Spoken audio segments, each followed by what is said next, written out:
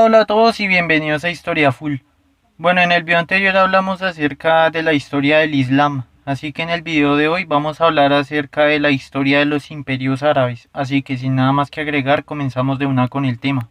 Bueno, en el año 661 el gobernador árabe de Siria llamado Muawiyah se volvió califa por la rebelión y el asesinato del califa Ali, que era el primo y yerno del profeta Mahoma. Estos hechos pusieron final a un periodo de anarquía y división, y asimismo fundó el califato omeya. Muawiyah estableció la capital en Damasco y después nombró príncipe heredero a su hijo. Sin embargo, los chiíes afirmaban que el derecho de interpretar el Corán quedaba limitado a los descendientes de Mahoma.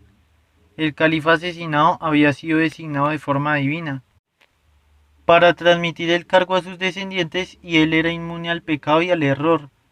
Pero por otro lado, los califas omeyas tenían sus propios seguidores, llamados suníes, que creían que la autoridad doctrinal cambiaba de manos con el califato. Junto con la creación de un ejército regular y un sistema de financiación mediante la recaudación de impuestos a los infieles, Siria era un estado mediterráneo, pero Damasco se encontraba en el límite del creciente fértil, con un gran pasado helenístico. El primer omeya reconquistó Oriente de los disidentes chiíes y este movimiento pasó a la clandestinidad. Posteriormente transcurrió un siglo glorioso cuyo apogeo llegó con el sexto y séptimo califas, entre los años 685 y 705. Se sabe poco de este periodo del primer imperio árabe ya que no se dejaron demasiados documentos o información. Lo que parece ser es que los califatos omeyas tenían como base conquistar para exigir el pago de tributos no con fines de asimilación religiosa, y el resultado fue la fusión con estructuras ya existentes. Desde el punto de vista administrativo y político, los árabes dejaron en funcionamiento las antiguas instituciones y organizaciones bizantinas y sasánidas persas. Por ejemplo, en un principio el griego se hablaba en Damasco, mientras que el persa aún se hablaba en Ctesifonte. Institucionalmente los árabes dejaban intactas las sociedades que dominaban, salvo los impuestos que sí recaudaban para los árabes. En un principio los musulmanes árabes no generaban enemistad con los pueblos conquistados obligándoles a aceptar el Islam. Sin embargo, los árabes en un principio vivían como una casta militar en ciudades especiales, recaudando impuestos a nivel local y con la prohibición de comerciar o poseer tierras. Sin embargo, a mediados del siglo VIII el árabe fue el idioma oficial practicado en todas partes y comenzaron a circular monedas con inscripciones árabes.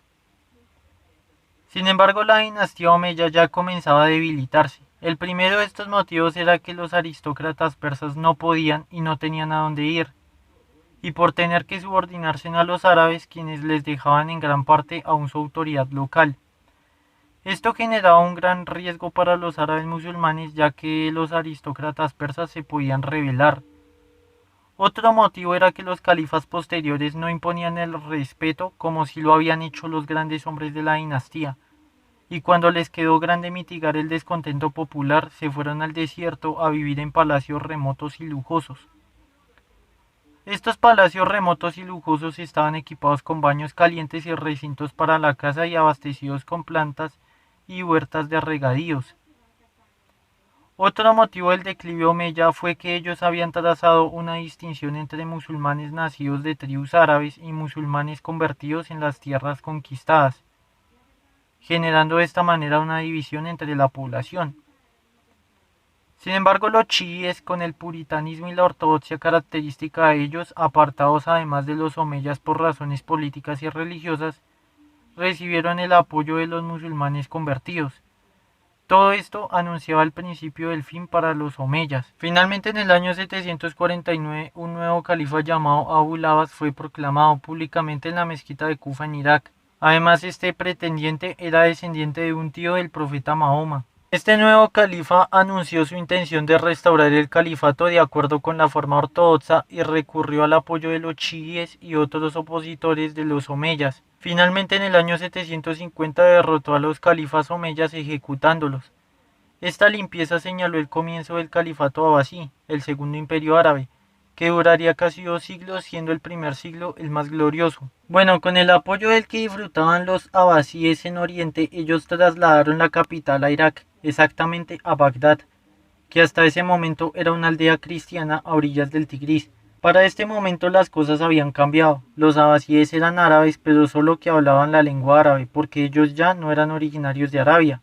La élite que gobernaba el imperio abasí provenía de todo Oriente Próximo. Eran musulmanes de familias conversas, no propiamente árabes de la península. Sin embargo, los califas abasíes continuaron con los legados suníes de los omeyas, lo que causó la decepción e irritación de los chiíes que les habían ayudado a tomar el poder. Los abasíes eran bastante violentos y por lo general sofocaban a la oposición y a sus antiguos aliados de forma despiadada.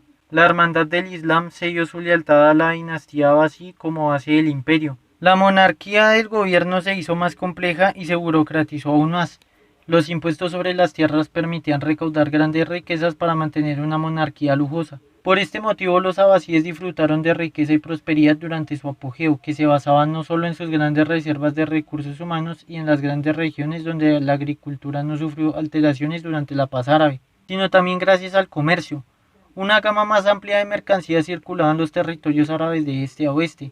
La civilización islámica alcanzó su apogeo con los abasíes. El traslado de la capital impulsó una organización política que al mantener unida una zona inmensa generó una cultura sintética que mezclaba antes de su fusión ideas cristianas, judías, zoroastrianas e hindúes. Con la dinastía abasí la cultura árabe tenía más acceso a la tradición persa y un contacto más estrecho con la India, que le dieron un vigor renovado y elementos creativos. Esto se puede ver reflejado en las traducciones al árabe de distintos textos. Estudiosos cristianos y judíos permitieron el acceso de los lectores árabes a las obras de Platón, Aristóteles, Euclides y Galeno, importando de este modo las categorías del pensamiento griego a la cultura árabe. La tolerancia del Islam hacia los cristianos y judíos hizo posible esta transmisión. En un principio, cuando Egipto y Siria fueron reconquistados, pero las traducciones más importantes sucedieron durante los reinados de los primeros abasíes. La cultura abasí fue básicamente literaria y el mundo árabe produjo bellos edificios y cerámicas hermosas, pero su gran medio fue la palabra hablada y escrita. El volumen acumulado de la literatura árabe es inmensa y gran parte no ha sido leída aún por los estudiosos occidentales. El mundo islámico estaba más alfabetizado, por ejemplo, que la Europa medieval. La cultura árabe alcanzaría su apogeo en el siglo IX y en el siglo X y en la España musulmana entre los siglos XI y el siglo XII. Aunque la historia y la geografía árabe es impresionante, los triunfos siempre fueron literarios, científicos y matemáticos. Aún hoy seguimos empleando numerales arábigos que hicieron posible los cálculos escritos de manera más sencilla que la numeración romana, que fue creado por un aritmético árabe de origen indio. La traducción de obras árabes al latín en la Baja Edad Media y la enorme reputación de la que disfrutaban los pensadores árabes en Europa dan fe de la calidad de esta cultura. Por ejemplo, de las obras de Al-Kindi, uno de los mayores filósofos árabes, se han conservado más sus obras en latín que en árabe. Los médicos persas que dominaban los estudios médicos árabes escribieron obras que durante siglos fueron los textos predilectos de la formación occidental. Incluso las lenguas europeas aún están marcadas por palabras árabes que indican el estudio de las obras árabes en ciertas áreas. Para la civilización árabe, las civilizaciones de las frías tierras europeas les parecía simple y poco refinada.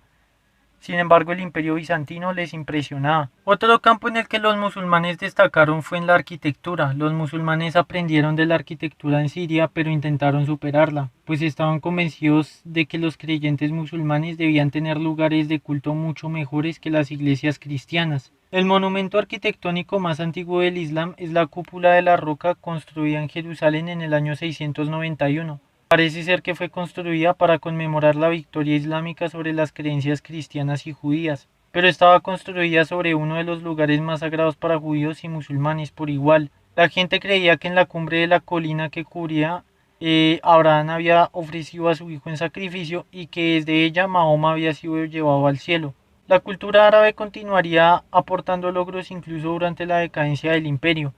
Pronto los abasíes perderían el control de su imperio, primero en las provincias y luego en Irak. En el año 782 un ejército árabe llegaría por última vez a las puertas de Constantinopla y nunca volverían a llegar tan lejos. En la España musulmana, en el año 756, un príncipe omeya que no había aceptado la dinastía abasí se había proclamado gobernador de Córdoba. Otros le seguirían en Marruecos y Túnez.